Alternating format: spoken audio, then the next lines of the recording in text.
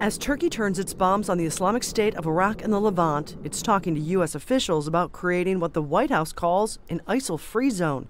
It would cover roughly a 110-kilometer stretch on Turkey's border. Once established, they say it'll be a safe place for the millions of refugees now in Turkey. But the Obama administration says it will not create a no-fly zone to get rid of ISIL in the area. And sources say they haven't agreed on who will do the fighting on the ground, which may be needed to win. Experts say it's unlikely there'll be enough U.S.-trained Syrian opposition to do it on their own. The opposition to Assad's regime either doesn't have the military capacity, or some of them are extremists that the Turks would not want in that zone or on their border.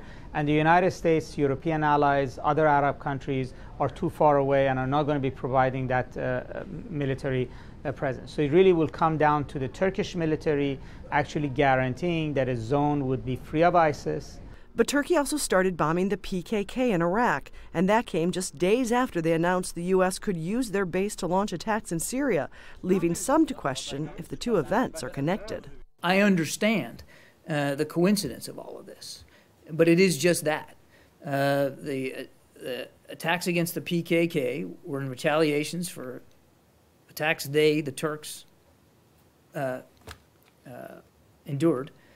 The Pentagon says they could have an agreement in the next few weeks. For now, saying they want to create a safe zone, but not who will do the fighting to find one.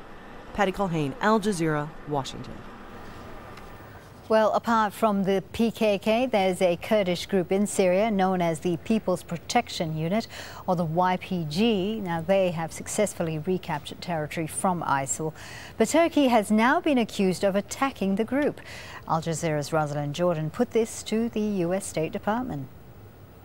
I have no information specifically about where the PKK may be inside Syria. In Syria, largely the counter-ISIL fighters are members of the YPG.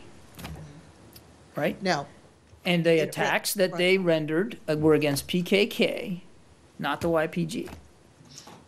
but does that mean that you're telling the Turks, because now we have this complication inside Syria, who is shooting at whom at this point?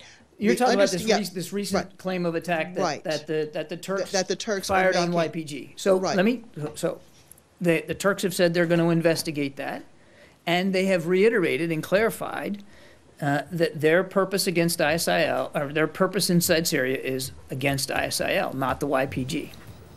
Well, as you heard there, apart from bombing the PKK in Iraq, Turkey has been accused of targeting Kurdish fighters in Syria. The YPG are seen as the most effective force against the group and the Syrian government.